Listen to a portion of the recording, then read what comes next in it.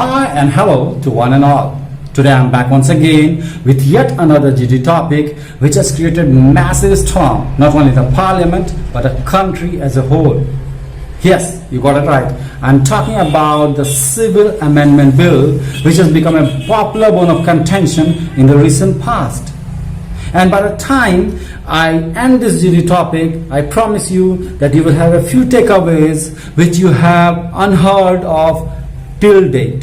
To begin with, I would love to quote a few words of Swami Vivekananda from his famous 1893 Chicago speech, where he says that I am proud to belong to a nation which has given shelter to the persecuted, to the refugees of all religions of all countries of the world.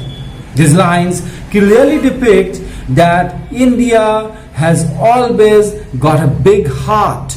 Centuries after centuries, India has accommodated people of different religion, caste, ethnic, language, and has gone on and on and on. Chunk of people opposing Citizen Amendment Bill are of the view that this bill is unconstitutional and that Article 14 is at stake. So, are they right? Do they really know what Article 14 is? Let me elaborate. Article 14 says equal rights for equals and it forbids equal rights for unequals. I reiterate, Article 14 forbids equal rights for unequals. Now it won't take me long to prove how the people or the minorities of these three countries, namely Pakistan, Afghanistan and Bangladesh, are treated unequally. How they are butchered, tortured and compelled to change their religion. And because they are treated unequally, because their condition is pathetic, because they are facing religious persecution, our constitution as per Article 14 has every right to give them that priority.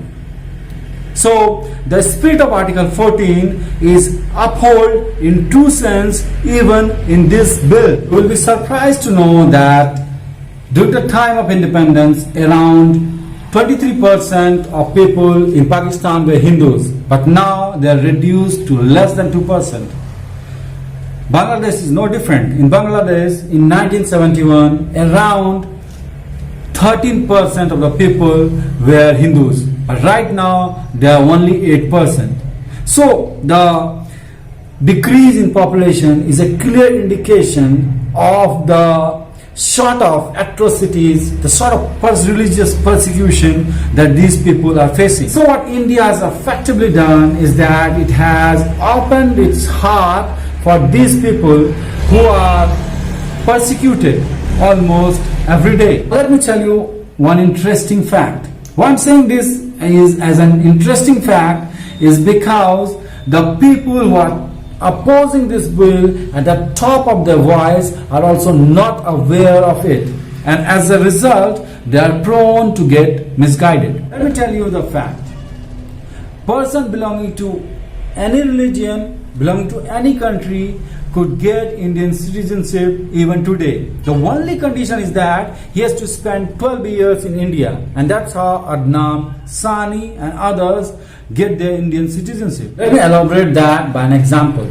If a person from Muslim community from Pakistan wants to get Indian citizenship, all that he needs to do is to live 12 years in India and he will be eligible to get Indian citizenship.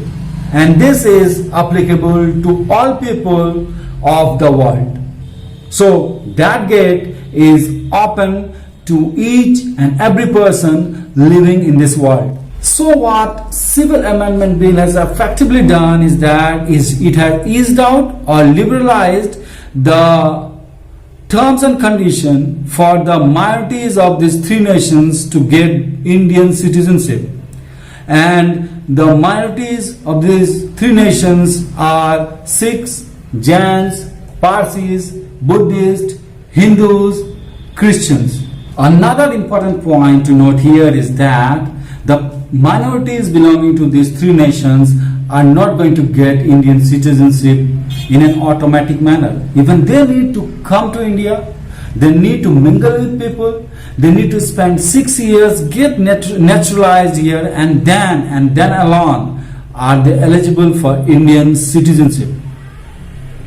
It's not that yesterday they were standing on the Bangladesh side of border and today they are standing on Indian side of the border. It won't happen. It won't ever happen. Another fear is that the terrorists of Pakistan, Afghanistan and Bangladesh are going to infiltrate our country like never before. But I have a slightly different point of view here.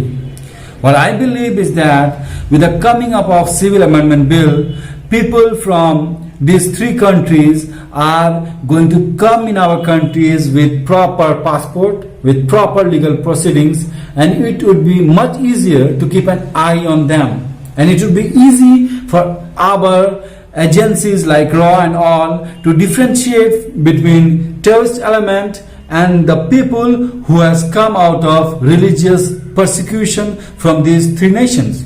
So as a whole, I don't think it's going to play a havoc in any way as far as infiltration of terrorist element into our country is concerned.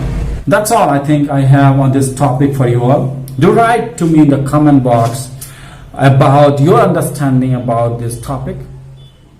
Thanks a lot.